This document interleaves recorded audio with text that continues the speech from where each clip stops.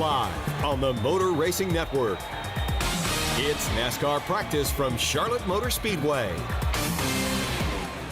Welcome back to Charlotte Motor Racing Network, live for the second of two Gander Outdoors Truck Series practices in these relatively early morning hours on All-Star Friday here in the Queen City of Charlotte. Welcome back, everybody. I'm Dave Moody alongside Steve Post. And Postman, a very interesting first practice, not so much for what we learned, but for what we didn't. I think that was the thing in listening to some drivers as they were going into debrief mode with their crew chiefs.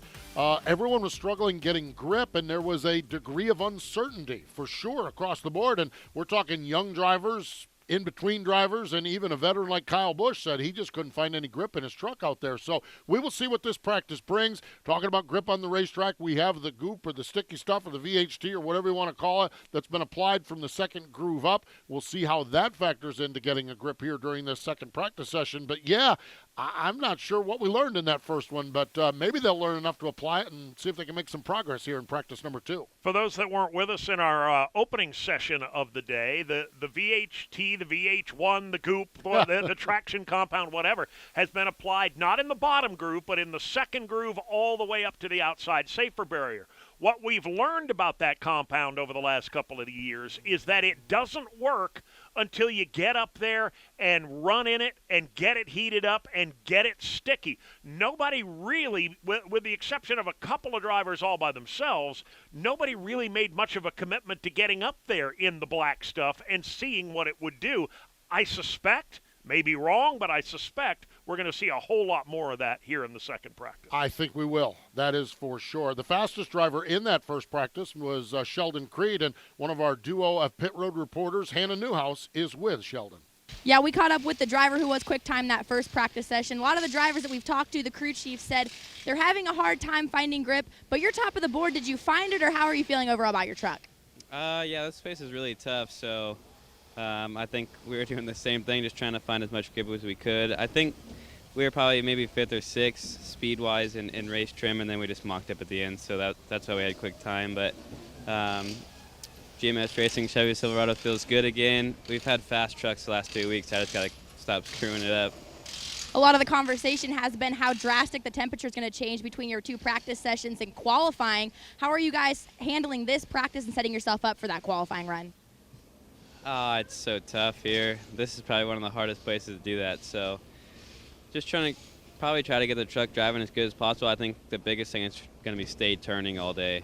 It's going to rubber up a lot with cut practice going on later, and just the track gets grip all day. So I think we just need to work on staying turning, and qualifying is going to be tough later because it's going to be in the heat of the day, and this place is slick. So that'll be fun.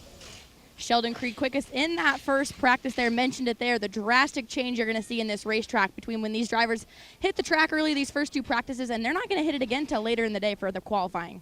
Sheldon Creed, the 2018 ARCA Series champion, I should say, trying to get things turned around a little bit here, Postman. 17th or better in the first 3 races of the season, 17th or worse in the last 4. They've just not had a lot of luck. They've not had a lot of luck, but they have had good speed, and now they need to cash that in to some good results. Another driver that has struggled a little bit, although he comes off from a great result, a 3rd-place finish in Kansas, is Todd Gilliland, and he is with the other half of our garage coverage. He's with Kim Kuhn. Yeah, Steve, and Todd's going to hop in this truck here shortly, so we'll get a quick word. I know you had some issues first practice. Were those resolved, and what's the plan here for second practice?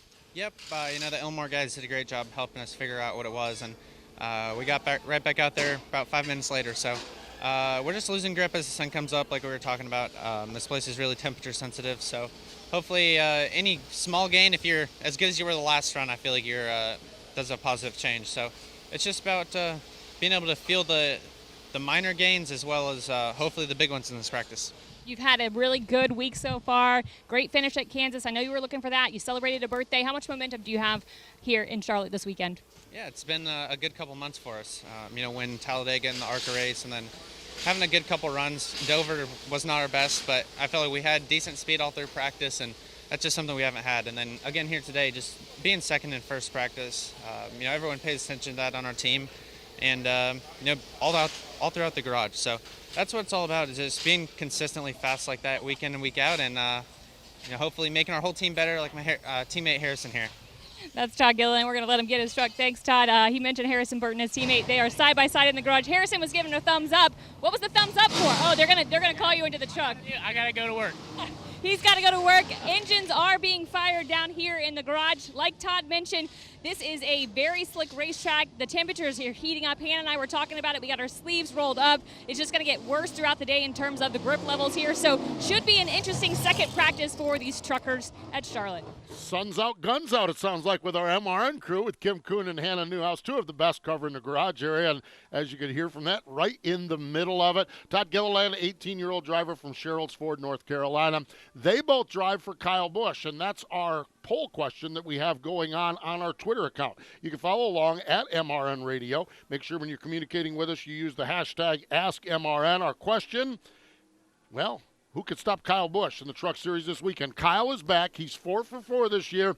This is his 5th and final race. We'll see if he can run the table. And the options are Brett Moffitt, Johnny Sauter, Grant Enfinger, or the final option is nobody will stop Kyle Busch. He'll put it in victory lane. So play along with us at MRN. Again, use the hashtag AskMRN. Let's go back to the garage area to Hannah Newhouse. While a lot of these drivers here are climbing in their trucks and getting ready to go, one of the drivers who's hanging out here for a little bit talking with his crew chief is Matt Crafton.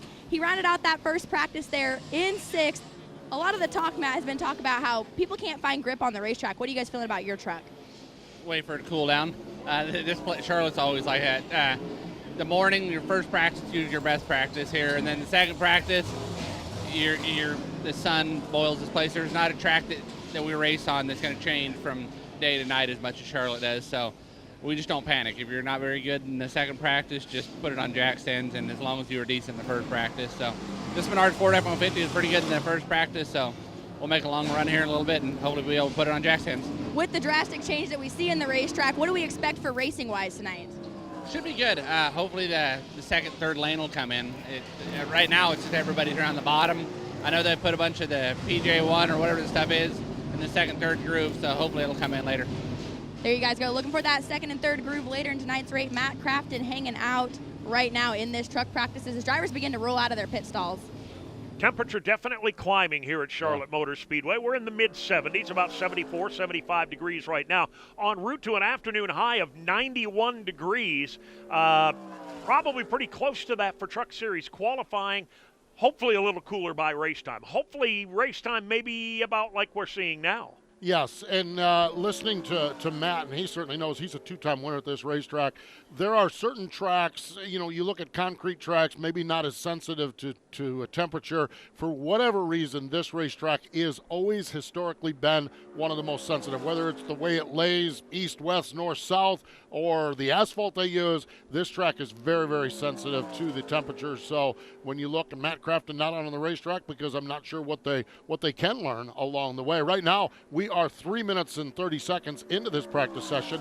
4 drivers have been on the racetrack. Now 4 continue on. Tyler Ankrum is the fastest. Trey Hutchins, Tyler Dipple, and Corbin Forrester. So a lot of the young drivers, as Anthony Alfredo now makes his way onto the racetrack as well. Let's talk a little bit about Trey Hutchins, Posty. Actually, Trey Hutchins III. That's a very familiar name to longtime fans and longtime garage people here in the NASCAR circuit. Another one of those racing kids of a racing kid. Yes, Bobby Hutchins, his father. Bobby is a long-time, or had been a long-time competition director at Richard Childress Racing, and then made the move over to Stewart Haas Racing and had a long and very storied career in doing that with managing race shops. And he's one of those good people persons that is in the garage area. And Bobby's son Trey grew up at the racetrack. Trey would always be at the racetrack with his dad. Every time he'd go to the racetrack, you'd see Trey in tow. And Trey has worked his way through the ranks. He ran a little bit in the Legends cars here. Been following along Trey the last couple of years. He's been running a lot of the local modified races, whether up at Bowman Gray or the Southern Modified Racing Series. But like every other challenge, it's getting the funding, getting the nickels and dimes round up together. And every time you see Bobby, he's like, you have a sponsor for us. Do you hear a sponsor for us? That's just been the challenge with him. But good to see Trey out here running in the Truck Series here tonight. Making only his second career start in the Gander Outdoors Truck Series, had a 16th place finish at Iowa Speedway back in 2017. Haven't seen him since, at least here on the Truck Series, but like you said, devoting a lot of time to the modified program. Yeah, 20 years old from up in Lexington, North Carolina. He's an engineering student from NC State, so another one of those drivers that has a lot of racing blood in his background for sure. Opening practice today, a familiar face, a familiar name, and kind of nice to see one of our old timers. Someone in our age bracket. How about that? In the top 5. Front row Joe Nemechek was in the top 5 in practice number 1. Hannah, can you update how things are going down there? Yeah, I actually walked over here multiple times looking for Joe to catch up with him, like you said, that top 5, and they showed speed in that first practice, and I haven't been able to find him, and finally asked one of the crew guys, hey, where's your driver? And they said, well, he felt really, really good about that first practice session, didn't really want to change anything to the truck, and on top of that, we don't have the money to go out this second practice. We need to hold on to these tires.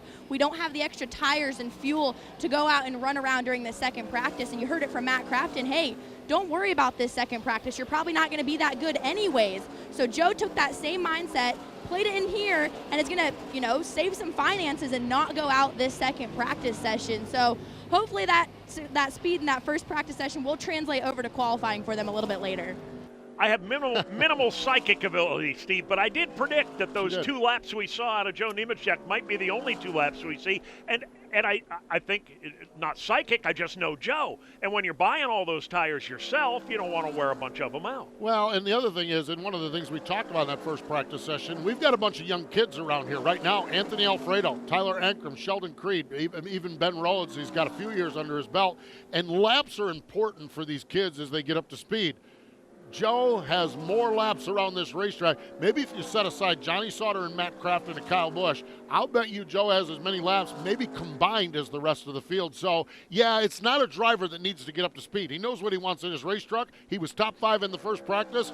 This practice session, no tire bill, a little bit warmer conditions. So it's like Joe is taking the conservative approach, and that's always served him well. Let's just say he knows where the corners are here. Nothing's going to surprise him out here tonight in the Truck Series race for sure. Just kind of keeping an eye on the majority of this field as they circulate around.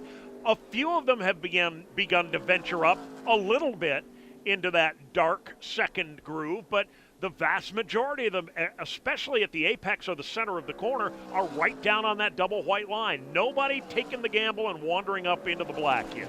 Not yet, that's for sure. We're watching Kyle Busch as one of the drivers out on the racetrack, making some laps out here, just kind of getting a feel for it. So let's do this. We're about 8 minutes into this practice session. Let's let you know where your favorite driver is running at right now. Anthony Alfredo is the fastest. Tyler Ankrum is second. Ben Rhodes is third. Sheldon Creed fourth. Kyle Busch, we mentioned he's making laps. He's down in turns 3 and 4 now. He is 5th fastest. Brett Moffitt 6th. 7th is Johnny Sauter. Todd Gilliland is 8th. Harrison Burton 9th. And Gus Dean, the top 10. 11th right now is Trey Hutchins. Ross Chastain is 12th. 13th to Corey Roper. Chad Finley is 14th. Tyler Dipple 15th. Corbin Forrester 16th. 17th belongs to Timmy Hill. 18th now is Timothy Peters. He gets bumped down to 19th by Corey Roper. 21st is Natalie Decker. 22nd, Josh Balicki. Then Stephen Parsons, Austin Wayne Self, and Spencer Boyd. Lots of trucks on the racetrack now. We had talked about only a few out there earlier on, but a number of trucks have made their way out, and we see now a bunch of them circulating around the racetrack as we continue on in this practice session. Camden Murphy, don't believe he made it out in the first session. He's actually on his first lap as he works down the back straightaway, and other trucks making their way around the speedway at this time. So pretty good chance for us to kind of catch our breath here and reset and see where everyone is doing as they get their footing here in this second practice session. From Charlotte Motor Speedway, this is the Motor Racing Network, the voice of NASCAR. Are you ready? To help children forget about their serious medical conditions so they can just be a kid. Then support Victory Junction, which is the dream of late race driver Adam Petty, who wanted to build a camp where children concentrate on fun and laughter, not illness or disability. At Victory Junction, kids enjoy zip lining, horseback riding, swimming, fishing, all in a medically safe environment, all at no cost to the camper. What do you say, Richard Petty? Let's do this. Learn more at victoryjunction.org. Hi folks, Mike Bagley here. At MRN, we rely on equipment from Racing Electronics. Joey Logano to the lead on the back straightaway. Racing Electronics has scanners and headphones. We can listen to every uncensored conversation between driver and crew. You won the championship, baby, yeah! And when we need live audio, in-car cameras, and up-to-the-second statistics, use their latest handheld unit called Legend. To learn more about these products and many others, visit racingelectronics.com. Racing Electronics, the official two-way communication partner of MRN.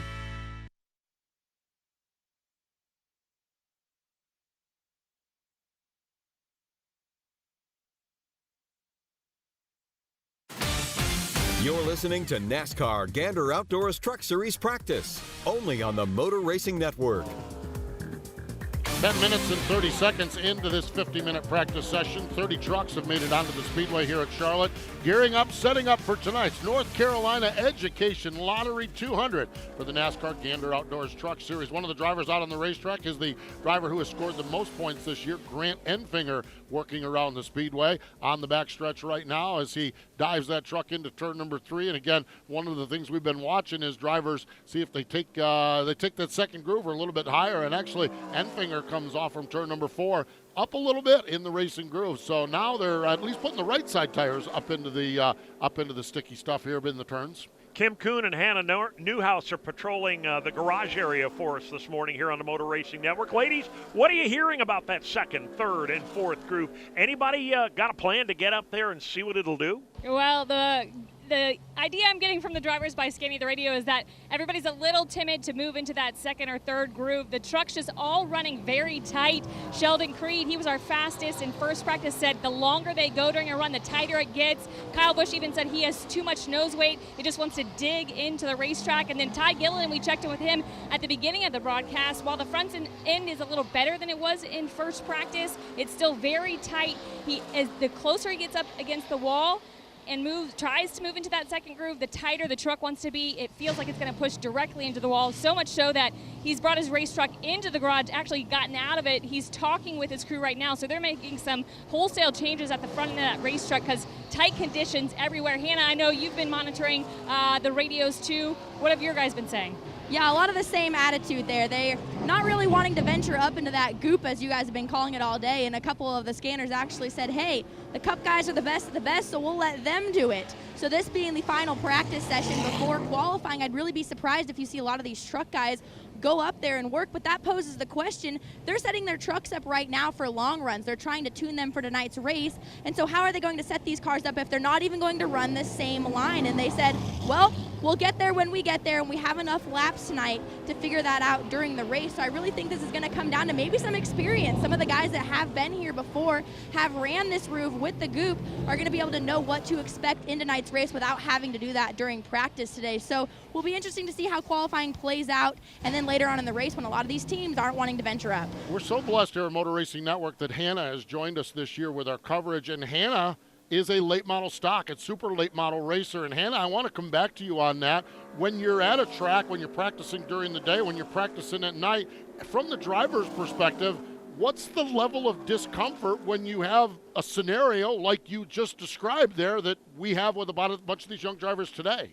It's definitely frustrating because you know most of the time that you walk into a race weekend behind the 8 ball, but if you look at the pairings in a lot of these garages, a lot of these younger drivers and these rookies are paired up with veterans. You've got the Thor Sport team, the KBM guys, so you're allowing a lot of these younger drivers to pick the brains and the likeness, and something that sets a lot of these teams apart too is they've got crew chiefs that have been here, turned laps, they have notebooks. None of these teams roll into these races unprepared, so when you're a young driver that's green on a lot of these racetrack or maybe doesn't have as much seat time, you're in good hands. The team's going to do everything they possibly can to set you up with your right foot forward, give you any advice your teammates are usually helping, but when you have these one-day shows and the track changes as drastically as it does with having your practice in the morning on a green track with it slick and then going to a completely different race condition, it's definitely a little unnerving, but fortunately, like I said, they've got smart guys behind them and teammates that are willing to help them out.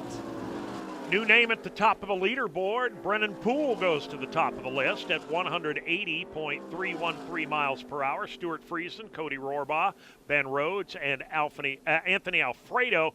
Brennan Poole, the 28-year-old out of the Woodlands, Texas, making his 10th career Truck Series start here this weekend, driving for On Point Motorsports.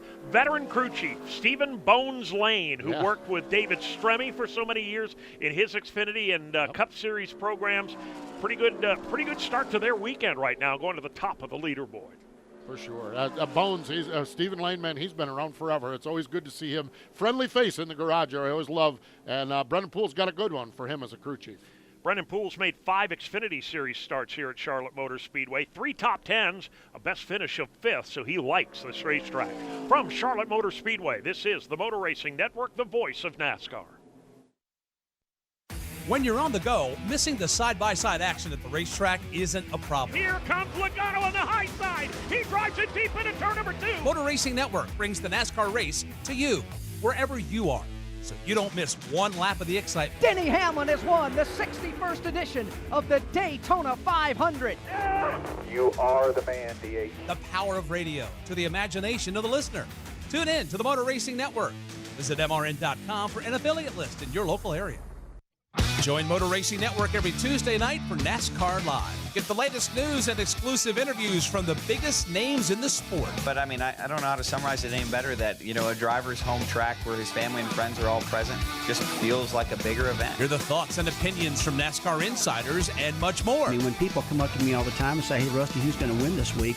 I consistently say the 4-car. It's NASCAR Live every Tuesday evening at 7 Eastern on the Motor Racing Network.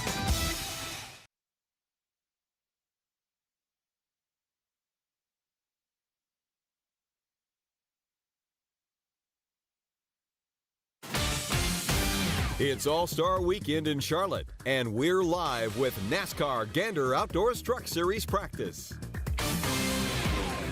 17 minutes out of the 50-minute practice scheduled this morning here at Charlotte Motor Speedway. Welcome back, everybody. Dave Moody alongside Steve Post.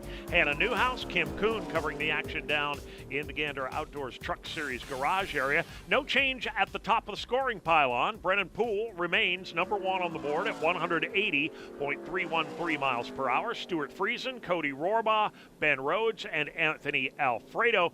Postman, a pretty good second practice for Cody Rohrbaugh, a pretty good first practice for that team as well. I'm pretty sure they have to be happy with their performance so far today. Pretty good speed, that is for sure. Cody, a 25-year-old racer from Parkersburg, West Virginia, has 19 ARCA Series starts. Another one of these young kids is trying to find funding and seat time and all of those things that come along with being a good race car driver. So, yeah, Cody having a pretty good practice session here. His name was toward the top in the first one. He's third now, has completed 2 laps, so maybe it was a mock qualifying run that got him up there at the top. But it's good to see, you know, and I think Todd Gilliland alluded to it when Kim was just talking to him. It's just a motivational factor when you look at the big scoring pylon down here in turn number 1 at Charlotte Motor Speedway for Cody and his team to see the number 9 truck up third from the top of the pylon. So it is great to see. And another one of those kids, 25-year-old from West Virginia, just trying to find his way in the NASCAR landscape. A fairly new team as well in CR7 Motorsports. Doug George, veteran crew chief,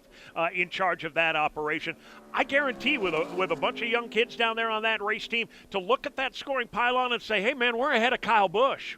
We're doing okay. We're doing all right. We're doing all right. That is for sure. One of the trucks out on the speedway, Johnny Sauter, getting a number of laps, and now I believe that's his 7th lap that he's finished. But like we've seen all along, Johnny not venturing up off from that double white line as he rolls onto the backstretch right now and continues to make laps here, but only 12th fastest for Johnny Sauter. So still working on the balance of that truck and trying to make sure that that truck is good. Now working his way through turns 3 and 4, and it slides up a little bit, but really that's just the momentum of coming off the corner for Sauter as he's down across the double dog leg here at Charlotte. Did not find the speed they were looking for in opening practice, and quite honestly, they're right about right now where they finished in the first session, 12th fastest on the leaderboard. Johnny Sauter and his Well, I'm tempted to say lifelong crew chief Joe Shear Jr. They are twin brothers from different mothers. They have worked together forever. They've had a couple of partings of the ways over the years, but they always come back together. Those of us that have brothers understand their relationship very, very well. They fight like cats and dogs. Yep. They talk to each other, in ways that most people would be horribly offended by. There are times where their conversations back and forth would make a longshoreman blush, but they've got each other's back, and nobody messes with my guy but me. It's that kind of a relationship. And this goes back a generation or two. The Shear family and the Sauter family in Wisconsin short track racing are royalty. And so the Shears have been racing against, with, for, sometimes in the same race against the Sauter family, and they go back together. I look back a couple weeks ago at Dover. There was one point at Dover where they were just screaming at each other on the radio. 30 minutes later, they're standing in victory lane holding a trophy over their heads, celebrating like the best friends, like the conversation never had. It is a great relationship, and it's worked very, very well for both. Joe Shear has won a lot of races with Johnny Sauter as his driver, and Johnny Sauter has won a lot of races with Joe Shear as his crew chief. You mentioned Wisconsin racing royalty. Yes. The Sauters out of Necedah, Wisconsin. Their dad, the late Jim Sauter Sr., I was blessed and fortunate enough to work a NASCAR Xfinity Series race many years ago on the Milwaukee Mile, which was, home turf for the Sauters. And Jim, I won't say came out of retirement, but he wasn't racing much at this juncture of his career. Jim was in the race, and at least, I think it was 3 of his sons were also in the race, including Johnny. And it was the biggest thing for those Wisconsin race fans. And I remember standing and talking to Jim Sr. down on the grid. And as the fans came up, it wasn't, "Hi, Jim, how you doing?" It was, "Hello, Mr. Sauter. Great to see you in the race, Mr. Sauter. I've been a fan of yours since I was a kid, Mr. Sauter."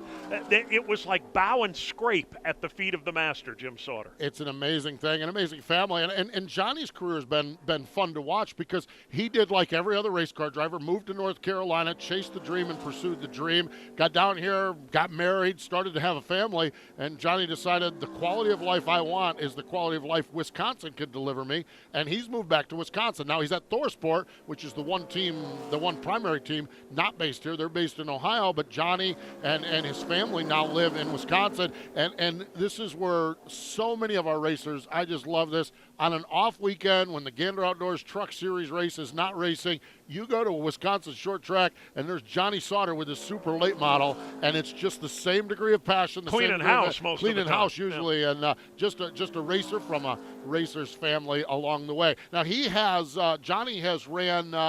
I've lost him here on the scoring pylon, but Johnny has ran 13 laps. He's 12th fastest, and Kim Kuhn is down there. Kim, what's Johnny saying about his truck during this practice? Well, they're going to bring the truck back in. In fact, they just did, and the plan is to put fresh tires on that race truck, take it back out, see how that affects the grip on the track. Sauter was complaining that he needed a little bit more front grip, again, to that point of all these trucks being very, very tight, not wanting to get enough into the racetrack, needing a little bit more forward bite. They were paying very close attention to teammate Matt Crafton's lap times. Crafton currently sits 8th on the board, and they did note Crafton, with those speeds, had fresher tires. So Johnny currently on the board in the 12th position. They think putting on these fresh sticker tires is going to give him a little bit more grip, which is going to translate to a little bit more speed out there. Johnny Sauter, though, in the garage right now, putting on those fresh tires, no other adjustments visible.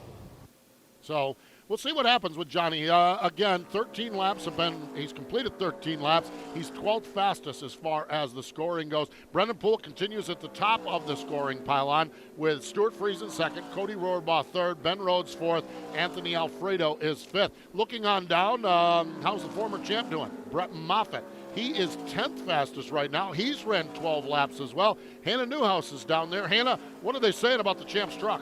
Yeah, we really haven't talked much about him today so far in truck practice, and probably for the same reason that they were talking to me about. They said, we just can't figure out what we want with this truck. We go out there one time and we can't find grip and we feel on top of the racetrack, and then we think we have it dialed in and the track changes, how it's been getting hotter and trucks are maybe starting to creep up into that goop, and so they just can't quite figure out, and Moffitt's been playing with it too. They said, realistically, we can't focus on this practice. We need to get it dialed in for the race, for qualifying, but it's so hard to do with these track position or this track temperature.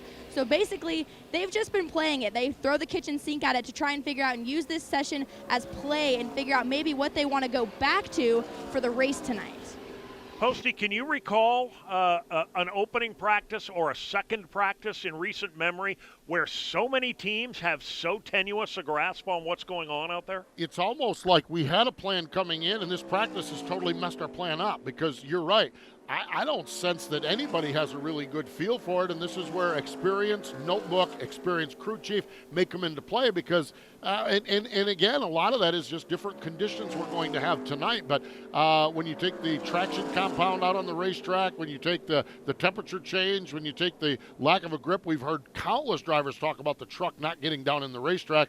I just don't know. I feel like I had a pretty good idea what we were going to see today, and I know less than I do, and it sounds like a bunch of other people down in that garage area do as well. So we'll see. Stay tuned. We'll see what happens. We're 25 minutes into this practice session, so we're at the halfway mark of it. One of the drivers continuing around the racetrack, Matt Crafton. If anyone can figure it out, the veteran can certainly do that, and he rolls down across the stripe one more time around Charlotte Motor Speedway here, as we're now working in the second half of this final practice session. Brennan Poole, Stewart Friesen, Cody Rohrbaugh, Ben Rhodes, Anthony Alfredo, your top five. From Charlotte Motor Speedway, this is the Motor Racing Network, the voice of NASCAR.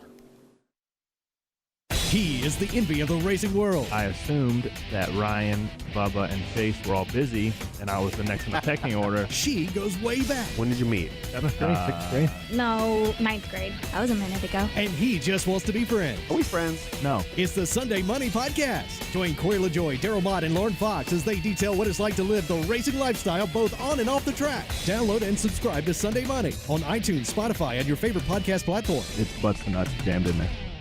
The 1993 Cup Series season had more than its fair share of twists and turns. Checkered flag's waving. I look in my mirror, and here's Earnhardt right on my tail, and he goes down low to pass me. And I said, oh, no, you don't. As Wallace spins, Wallace's car goes on its nose. Hear stories that you've never heard before in a 10-part series called The 1993 Season, 25 years later. And Davey was behind me, and we came off the corner, and there's a guy standing in the middle of the racetrack. You can download it for free on iTunes and at mrn.com right now.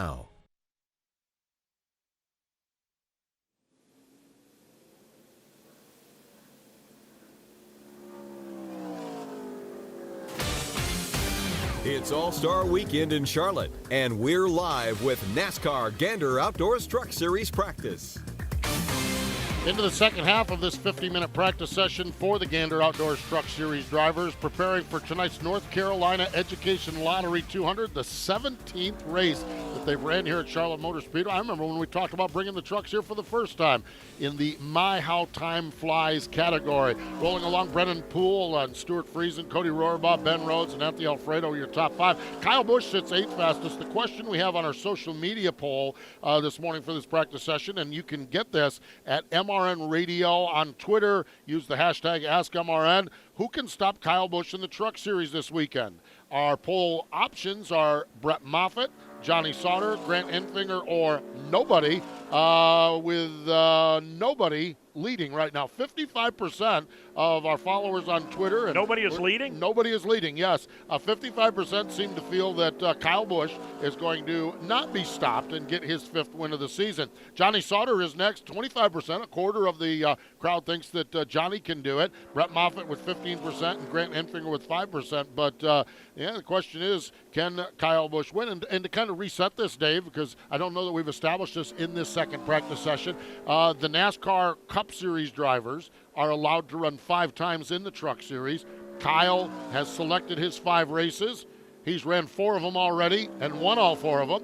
and this is his 5th and final race, so he's going for the sweep here. He's won here 7 times. He's so good at this racetrack, and we'll see what happens with it, but it seems to be Kyle Busch versus the world, at least in the thought process as we come into this race. Here's my entry in the weekend statistic that's guaranteed to change department. Kyle Busch Motorsports did not lead a single lap at Kansas last weekend. That breaks a streak of 38 consecutive races with at least 1 lap led. I'm betting that doesn't happen again tonight. I'm pretty confident about that. We have the stats provided to us, and I love looking at just the way the numbers are, recent finishes, recent Charlotte finishes, recent mile-and-a-half finishes, and when you just look at Kyle's number, it's a list of 1, 1, 1, 1, 1, 2, 2, 1. You know, that's what, yeah, pretty good number that is for sure. So, but, you know, stay tuned. He's won the 4 races he's been in this year. Another driver that's been to victory lane this year is Austin Hill. He picked up the win back at Daytona. What a way to kick off the season, as a new ride, new situation we had with Austin this year. And I believe Hannah Newhouse is down in the proximity of Austin Hill's team. Yes, I am, and they just took those tires off and put 4 brand new ones out, and they're about to send Austin Hill out.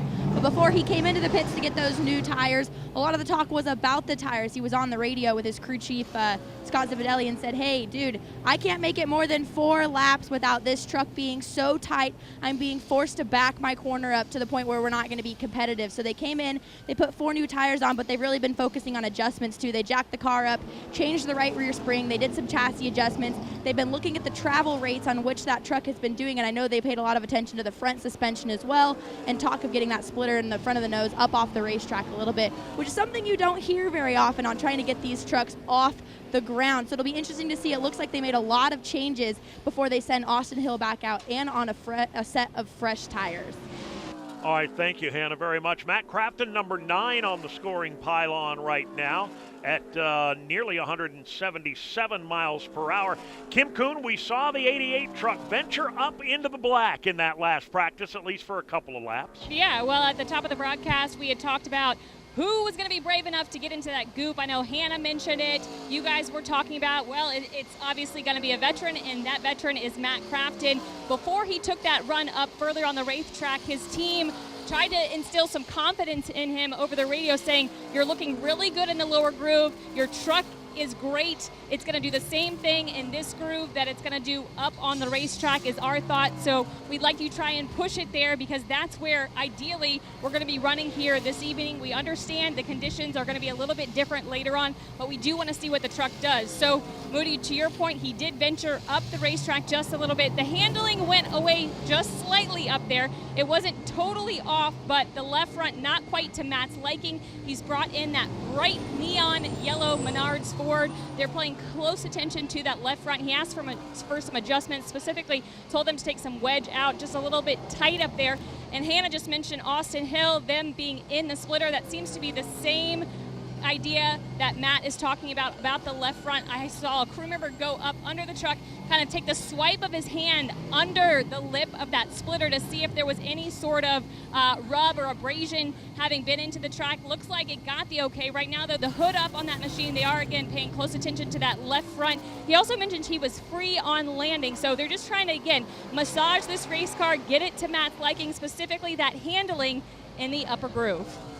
It's not often that we hear teams talk about getting the nose of their truck up off the racetrack, but here's why. If you go into that corner and the splitter, particularly the right front corner of the splitter, hits the racetrack, it actually lifts that right front tire or takes weight off that right front tire, causing the truck to push up the racetrack and not turn properly. So there's a fine line between having the nose of that truck right down on the racetrack and having it too far and actually making contact with the racing surface. I'm just a radio guy, but I think I would prefer 4 tires gripping the racetrack at 180, 190 mile an hour than 3 tires. The math does seem to be in your favor. I'm not the smartest guy. Never never actually raced a car, but I think the just the common sense there may prove to be the case. Actually, watching while Kim was giving that report, Grant Enfinger spent 3 or 4 laps up in the outer groove. Now, Ben Rhodes is out on the racetrack now. He's, again, tucked right down those left side tires, right down on the double white line on the inside, and actually he's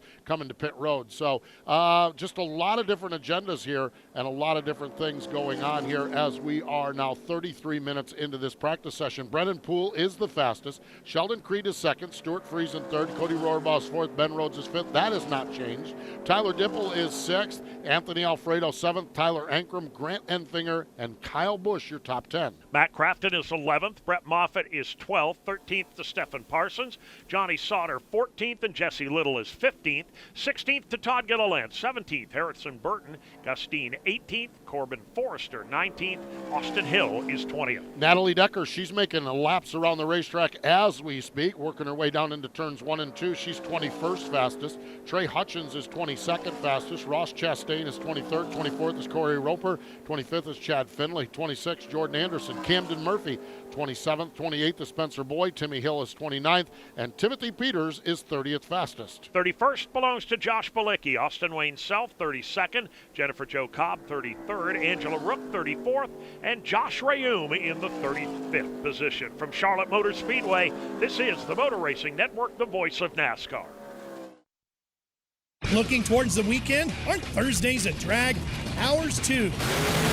Get your weekly dose of nitro-fueled NHRA talk every Thursday on The Straight Line, presented by O'Reilly Auto Parts. This is Ralph Shaheen. Join Doug Herbert and myself as we talk with the biggest names, both past and present, to ever stomp down on the loud pedal. Top Fuel, Funny Car, Pro Stock, motorcycles, you name it, we talk about it. Don't miss The Straight Line, Thursdays on MRN.com, iTunes, or wherever your favorite podcasts are heard. Winged Nation, your go-to for Wayne Sprint Car talk, news, and information. Find all the episodes of Winged Nation on your favorite podcast platforms. Steve Post, Ashley Stremme, and Aaron Evernhead go in-depth with the race winners and personalities from dirt tracks all across America. Like Winged Nation on Facebook. Follow Winged Nation on Twitter. You'll get stories and information and live broadcasts of Winged Nation shows from some of the top dirt tracks in the nation. Winged Nation, your home for winged sprint cars.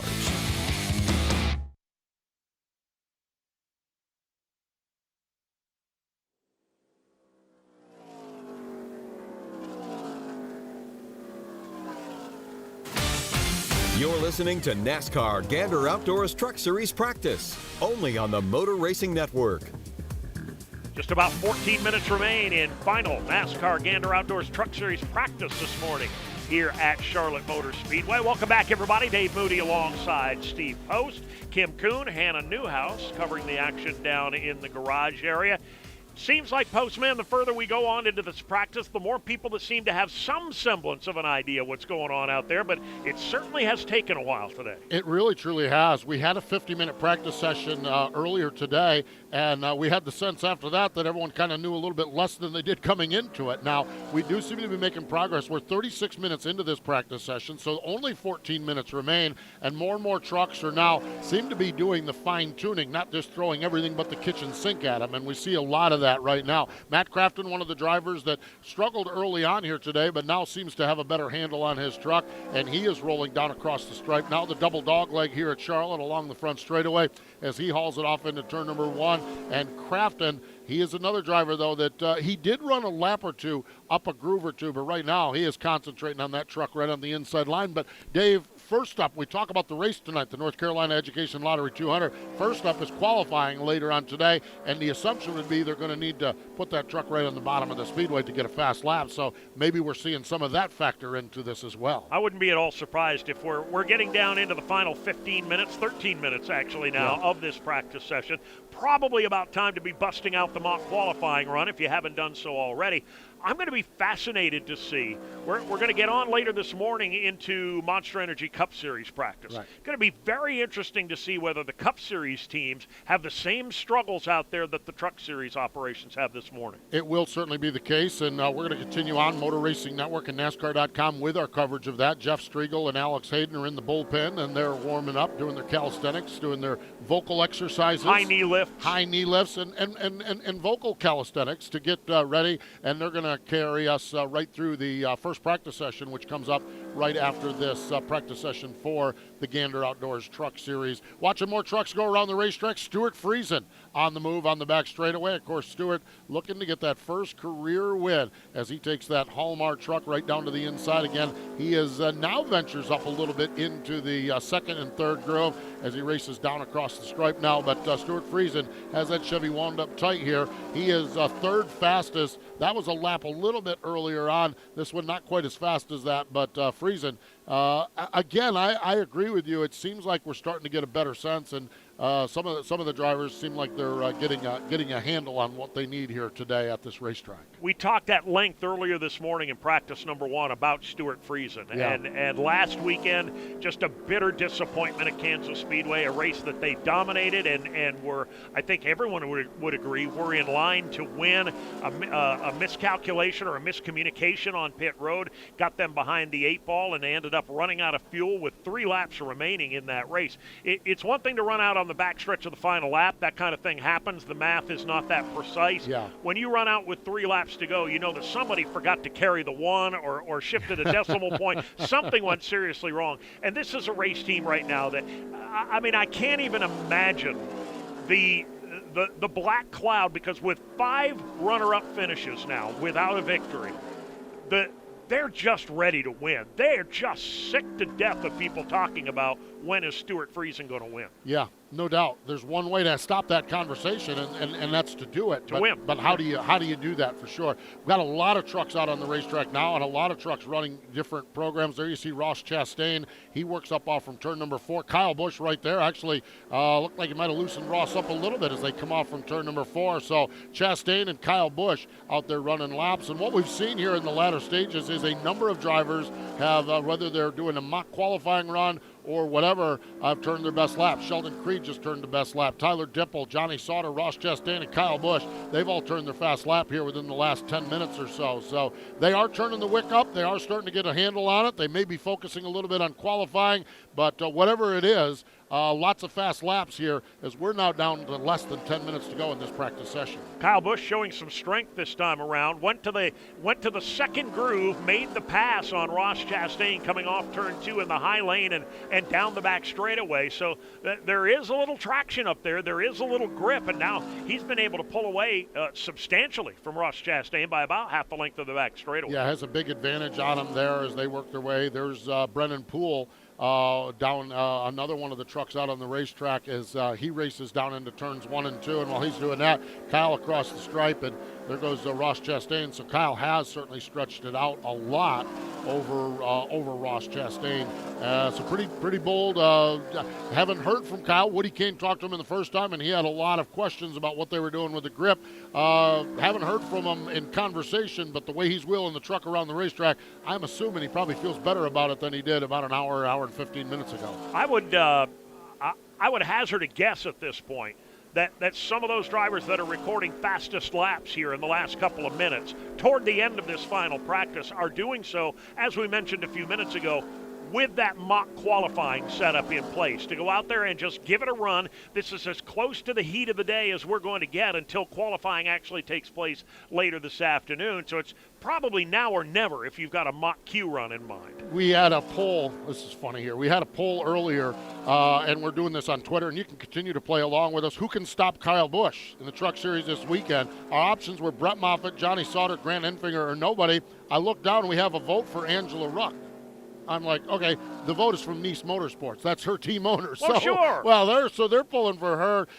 Philip writes in and says only Kyle Busch can beat Kyle Busch. So, we'll see what happens. Probably a pretty good point along the way. So it is interesting. We're taking that poll again on our Twitter account at MRN Radio, #AskMRN, and you can play along with us there. But Angela Ruck getting a vote of confidence from her team owner, that's for sure. If not from your own team, who then else? from who? That's Other than right. your mom and your dad, those are the people that should be behind you. Kim Kuhn, mock runs, the order of the day right now?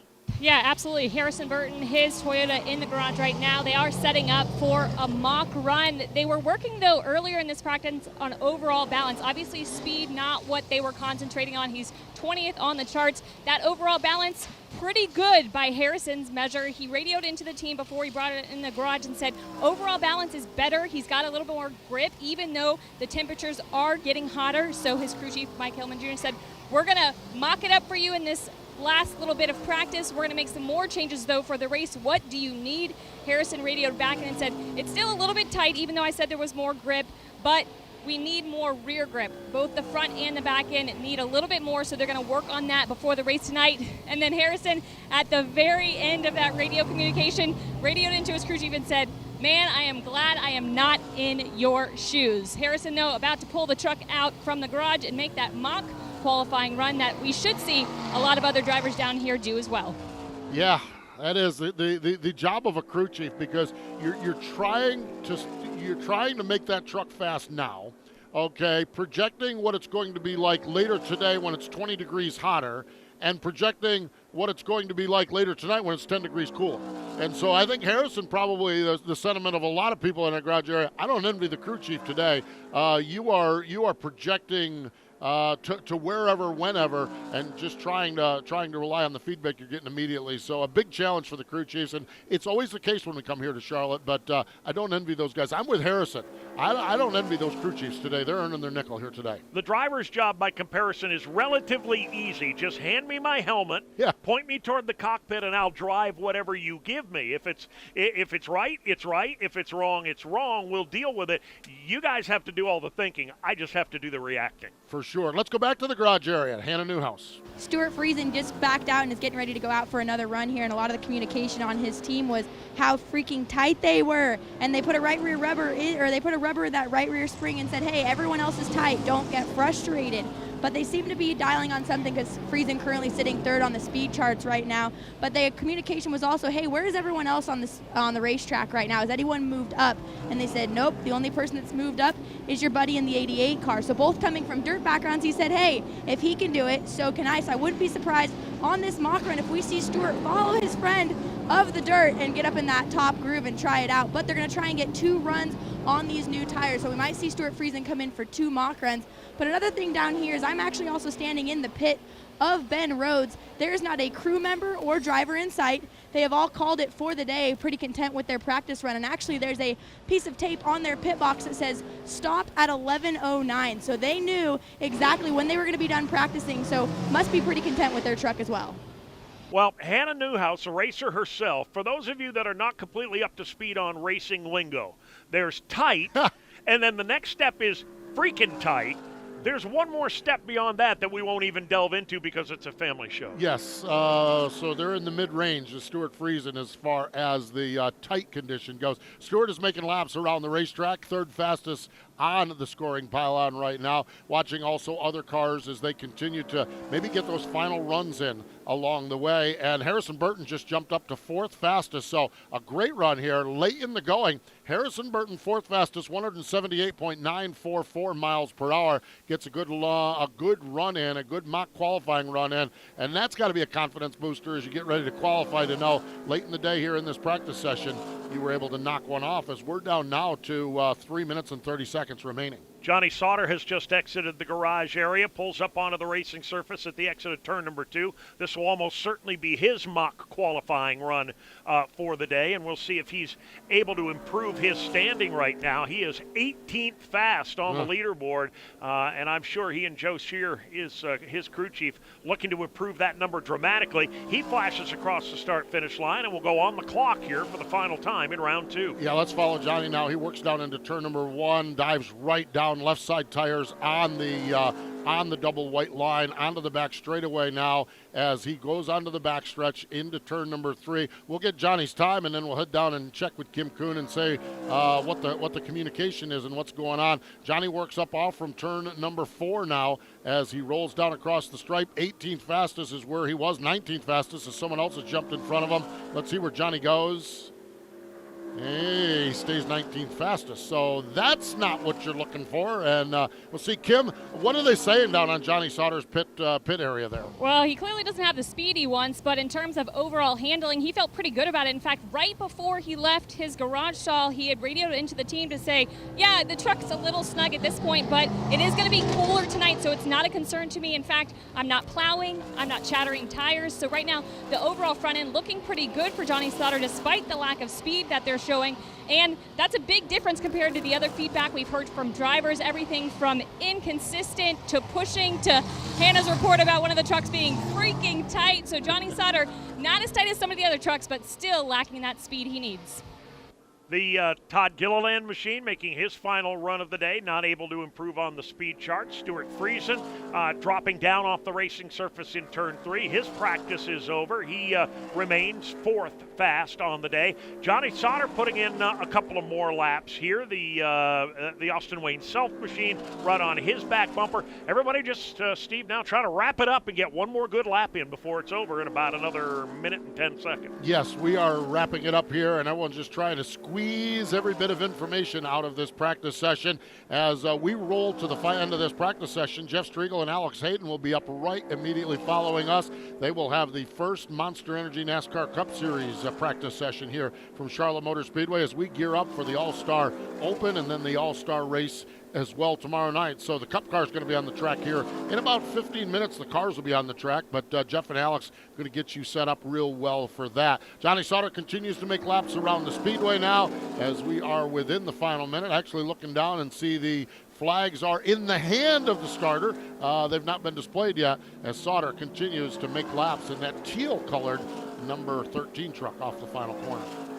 So unless something dramatic changes here, young Brennan Poole will be the fast practicer here in round number 2 for the Gander Outdoors Truck Series. Sheldon Creed, 2nd right now. 3rd to Todd Gilliland. Stewart Friesen, 4th. Harrison Burton, 5th.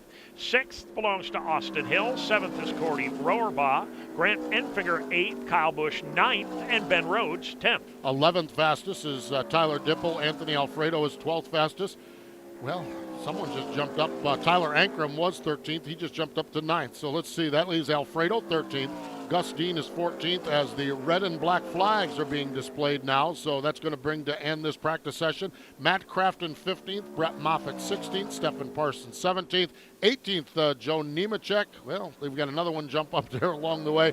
Corey Roper to 17th. Stephen Parsons 18th. Joe Nemechek 19th. And Johnny Sauter 20th. But the way the scoring is jumping around, who knows where they end up, but Johnny Sauter currently 20th. 21st is Ross Chastain. Corbin Forrester, 22nd. Jesse Little, 23rd. 24th to Natalie Decker. Trey Hutchins, 25th. 26th is Chad Finley. Timmy Hill, 27th. 28th to Jordan Anderson.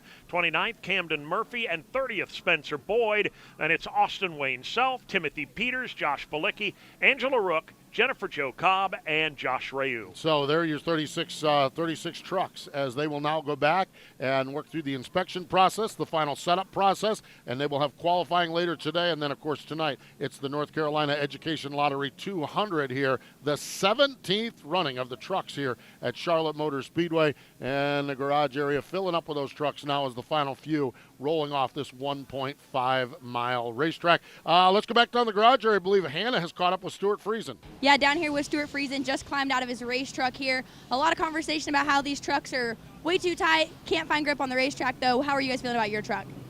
We're the other end of the spectrum right now. I don't know if that's a good thing or a bad thing, but we fought loose.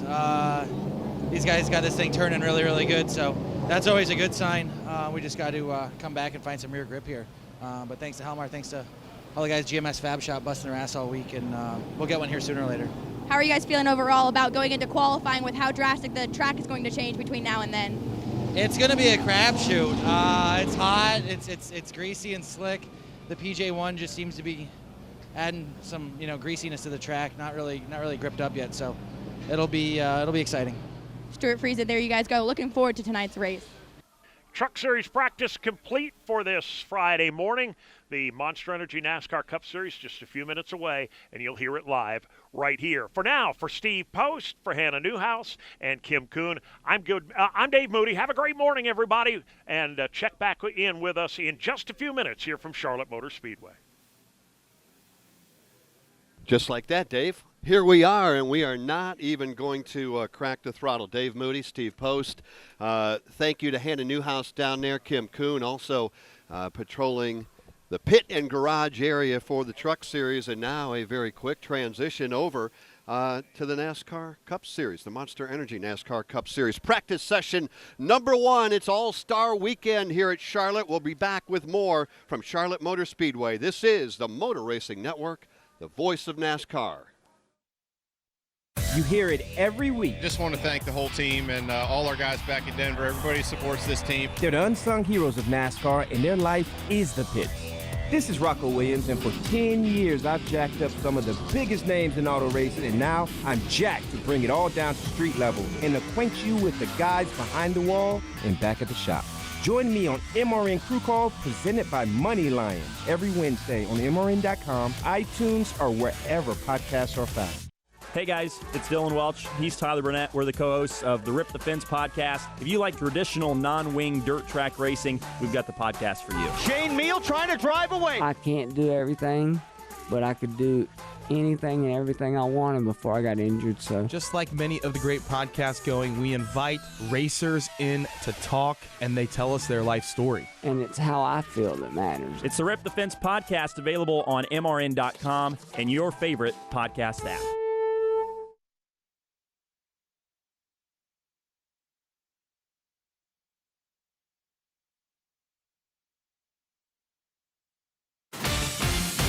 Live from the Charlotte Motor Speedway with coverage of practice for the 2019 Monster Energy NASCAR All-Star Race.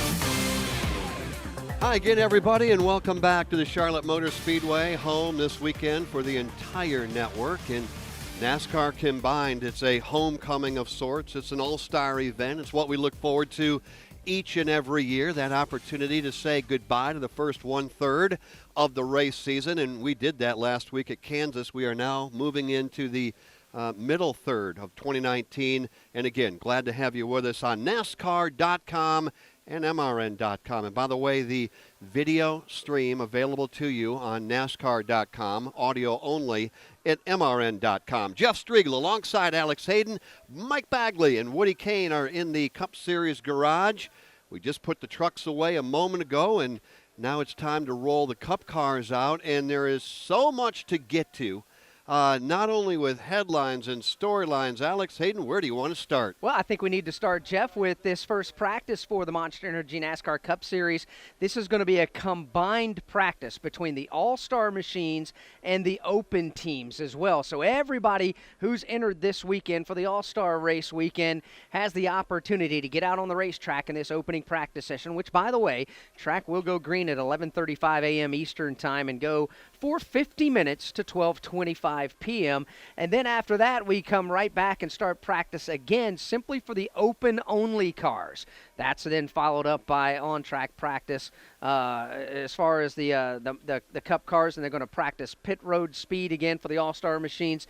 It's an interesting day. It's a fun day, and that's part of All-Star Weekend, isn't it? Everything's a little bit different. Everything's away from the norm, if you will, from a regular race weekend. And you only got through about half of our day because it doesn't stop then. Make a note of this. We will be back with you pole qualifying, and that is something that you don't want to miss. We'll talk about that with Woody and Mike coming up in a